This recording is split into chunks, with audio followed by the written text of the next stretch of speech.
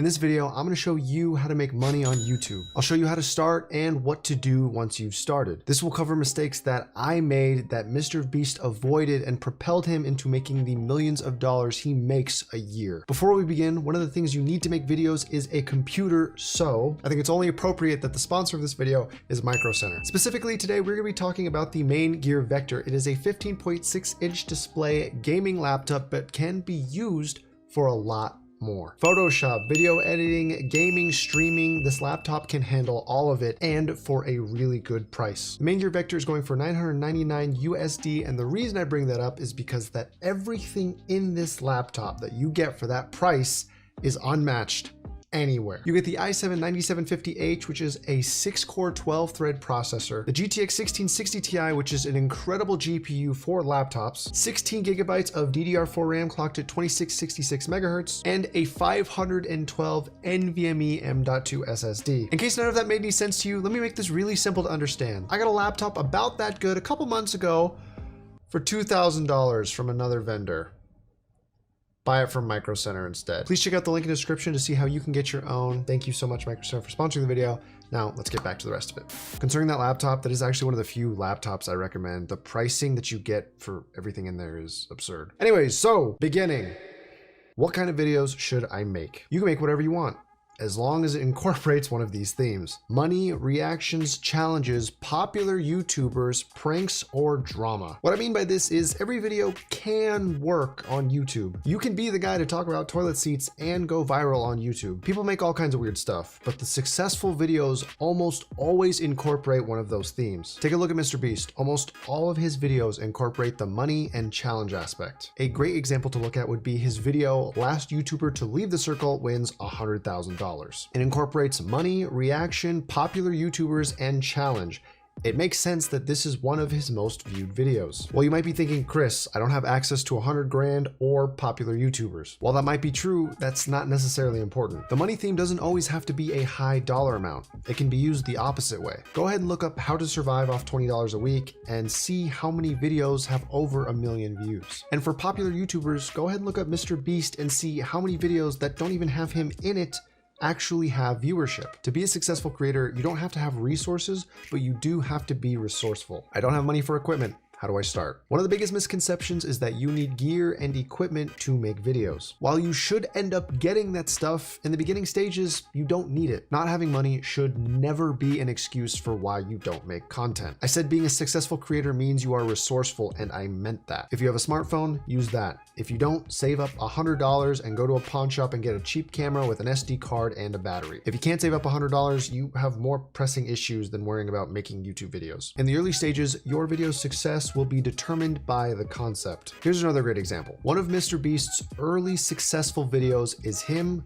literally just counting to 100,000. That cost him nothing but time and probably a little bit of sanity. Now you might try the argument, hey, I do need a PC to edit videos and I don't have that cash right now. Well, in that case, this channel is literally dedicated to showing you how to build that for really cheap. But honestly, if you're just starting, there is free software for editing apps that you can download onto your smartphone. I've been posting videos.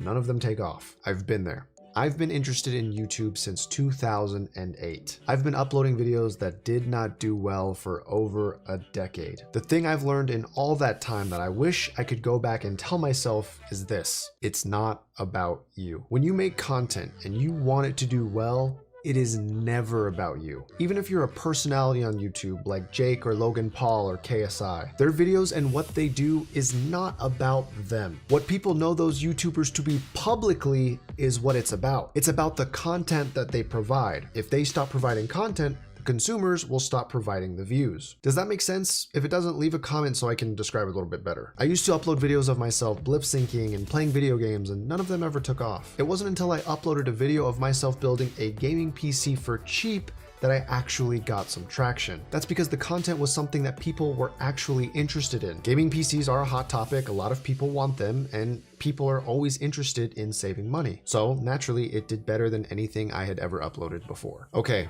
I've done all of this and I still can't grow. So I said earlier that you can be the toilet seat guy and still go viral. While that may be true, there are definitely some benefits and downfalls to being super niche. When you make content within a very specific field, that means a lot of people are not going to be looking for you. One sad fact about content creation is the bigger the audience you try to appeal to, the bigger the chances that someone is going to stumble across your video. The catch is there are a lot of other creators in that space already that are doing better than you, that are more established than you, that are going to get those views first. So if you don't make better content than them, or make content that kind of varies that doesn't already exist in that field, there really is no reason to watch you. That said, I still encourage you to make videos in a saturated place. Why? Autoplay. You know how when a video ends, YouTube automatically queues up another video to play if you don't tell it to stop? This is YouTube's way of trying to find another video that you are most likely to watch. Autoplay can get your video to be seen after a viewer watches a video that they came to see first. And if there are already a lot of eyes looking at challenge-oriented MrBeast type videos, maybe you should not be the toilet seat guy and come up with a challenge that MrBeast hasn't done yet. Middle. Okay, so let's assume you're gaining traction. What you're doing is working. You're seeing your sub count go up and you're getting consistent viewership on your videos. There are a few things now that you need to start paying attention to: thumbnails and titles. Truthfully, this is something that you should have already been working on or aware of, but I couldn't fit it in earlier, so here we are now. Take a look at MrBeast's thumbnails. They're very clickable, right? They have a lot of effort put into them. That's because he understands that your thumbnail and title are a 2-second window to convince someone to give you a chance. If you can't even get someone through the door, good luck getting them to buy anything that you're selling. Now, what makes a thumbnail good?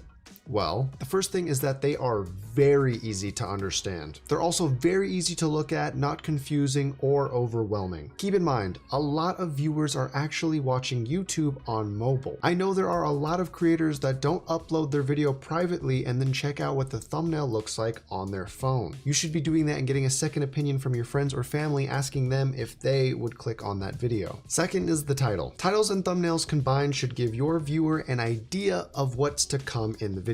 They should complement each other in a way that gets the viewer excited about what's going to be shown to them. For example, if I put in the title $400 budget build PC, and then in the thumbnail all you see is a computer with $400 written underneath it, you know exactly what's going to come. It's not too exciting because it's already been laid out for you to understand. If instead it's titled, "I can't believe this computer was this cheap," with question marks instead of the dollar amount, then maybe you can generate some more clicks because viewers will be more interested to see what it actually cost. Understand the growth stage. This is without a doubt the most valuable information I can give to a creator that is already creating. If you are doing your job right, you are bringing in more viewership and more money. Don't stop. What I mean by don't stop is this. Look at MrBeast's YouTube channel. You'll notice a lot of money is spent on his videos. Well, it wasn't always that way. In the beginning, his videos were low budget, but as he got more viewers, the concepts and ideas of his videos became more daring.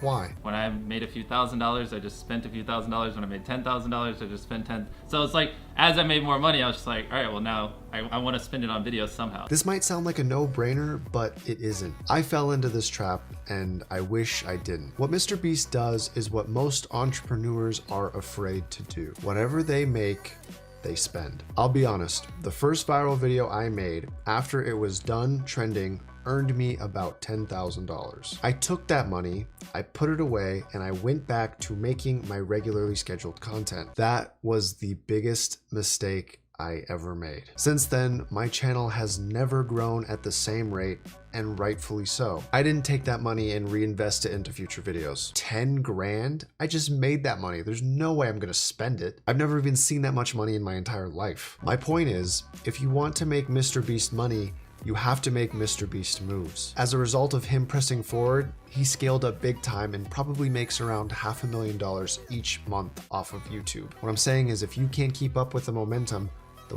will not keep with you. Make your videos 10 minutes or longer. Just in case you don't know this, you kind of need to make your videos 10 minutes or longer. A partnered YouTuber gets to put ads on their videos when they are 10 minutes or longer. And I'm pretty sure that YouTube is more likely to promote videos of that length. YouTube makes more money the longer people are on the platform, and honestly, so do you. Don't fill your video with crap to try and hit the 10 minutes, but if you can, try to get there. Avoid no words and bad topics. I learned this the hard way, so you don't have to. Don't make content with controversial figures, questionable topics, or excessive cursing. YouTube has a way of punishing your CPM, cost per mil. That's the amount of money you make per 1,000 views. And throttling performance of a video if it doesn't agree with the views of companies that are paying for the ads that show up on YouTube. A while ago, I made a video of PewDiePie themed gaming PCs. I thought this video would take off because PewDiePie was incredibly popular at the time, and honestly, these were the nicest computers I had ever built.